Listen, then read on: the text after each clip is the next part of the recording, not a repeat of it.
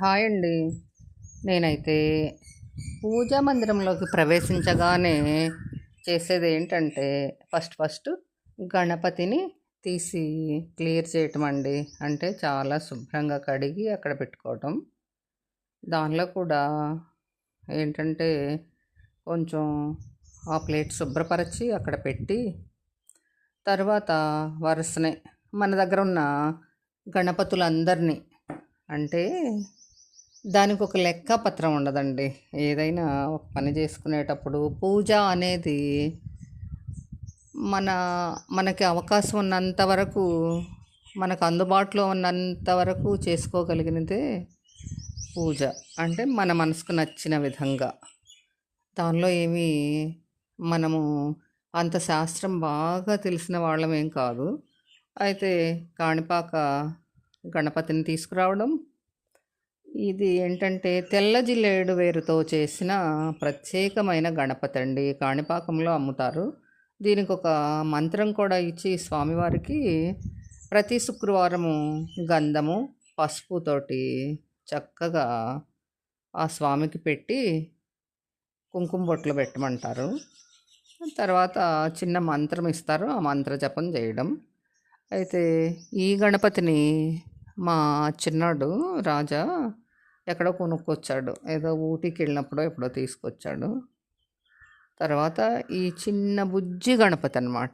నాకు నా పెళ్ళైన దగ్గర నుండి కూడా దాదాపుగా నాతో ఉన్న ఈ గణపతి ప్రతినిత్యం ఈ స్వామికి బెల్లం పెట్టి పూజ చేసేదాన్ని. ఆ స్వామి ఒక్కరే అనమాట. అది కూడా నేను కొనుక్కున్నది ఇష్టపూర్తిగా. దాని కింద ఒక చిన్న ప్లేటు అంతే. ఆ స్వామి వరకు అంతే. మీరు ఏది అడిగినా కానీ తీర్చే స్వామి అనమాట. ఫస్ట్ ఉన్నది ఆయన ఒక్కరే. ఆ మధ్యలో ఉన్న ఒక వెండి ప్రతిమ, అదైతే ఈవో గారు, గుడి ఈవో గారు సజ్జావారిపాలెంలో ఉంటారనుకుంటా. ఆయన పేరేంటో గుర్తు రావట్లేదమ్మా. సరే, ఈయనకైతే గుర్తు. లక్ష్మి గారు వాళ్ళ మిస్సెస్, వాళ్ళ పాప పెళ్లి టైంలో తీసుకొచ్చి ఇచ్చారు. ఇలా ఎంతమంది గణపతులు ఉంటే అంతమందికి పూజ చేయటం అలవాటు. ఇప్పుడైతే కుంకుమ బొట్లు పెడుతున్నాను. ముందు గంధం పెట్టాను. ఈరోజు పసుపు పెట్టకుండా ఓన్లీ గంధంతో చేశాను. ఇంకా అదిగో ఇప్పుడు నేను పట్టుకుని బొట్టు పెట్టేది లక్ష్మి గారు ఇచ్చిన గణపతి అన్నమాట. పెళ్లి టైంలో చీరలు ఇవన్నీ కన్నా కూడా ఇలా ఏంటో మరి నాకు ఈవో గారి పేరు అసలు గుర్తు రావట్లే. ఏంటో మరి ఆయన పేరు, లక్ష్మి గారు నాకు పేరు గుర్తు రావట్లేదండి. సరే, ఇంకా తర్వాత ఈ గణపతి ఏంటంటే నవరత్న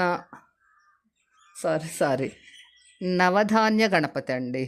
నవధాన్యాలు పోసి అలా గణపతిగా తయారు చేసి ఉంచుతారు. ఎన్నాళ్ళు ఉన్నా పురిగే పట్టదు ఈ గణపతికి. ఇది తీసుకొచ్చి కూడా దాదాపుగా ఒక 30 సంవత్సరాలు అయిపోయింది. ఇది కూడా కాణిపాకం స్వామి దగ్గర కొన్నదే. అది అంటే కాణిపాకం వెళ్ళినప్పుడల్లా ఒక గణపతి ప్రతిమ తీసుకోవడం, ఇంకా మన గణపతుల్లో కలిసిపోవడం అన్నమాట. చూడండి, ఈ గణపతుల కొలువులో ఆ పళ్ళెం నిండుగా అయ్యారు మా గణపతులు.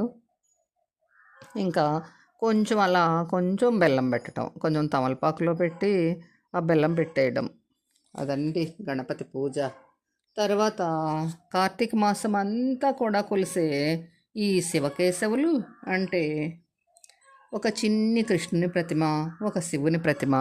శివుని లింగ రూపంలో పూజ చేయకూడదు మనకు వద్దు అని శివలింగం కొనుక్కొస్తే కమలపిని వద్దు అని గుడిలో ఇప్పించింది. అందువలన ఈ శివయ్యని ఇలా కొనుక్కున్నాను నేను. ఆ శివుని మీద, మహాదేవుని మీద ఉన్న మమకారంతో నేను తీసుకొచ్చుకున్నాను. శివలింగాన్ని మాత్రం పిన్ని నువ్వు వెంటనే ఇచ్చేసే, మనకు వద్దు అని గుడిలో ఇప్పించేసింది. నేనైతే మంచి శివలింగాన్ని తెచ్చుకున్నానండి. అప్పుడు తెచ్చుకోవడం చిన్న వయసులో. అయినా పిన్నికి ఇష్టం లేదంటే ఇచ్చేసాము. మళ్ళీ జీవితంలో ఎప్పుడైనా చేయొచ్చు అంటే చేస్తామో ఏమో, అది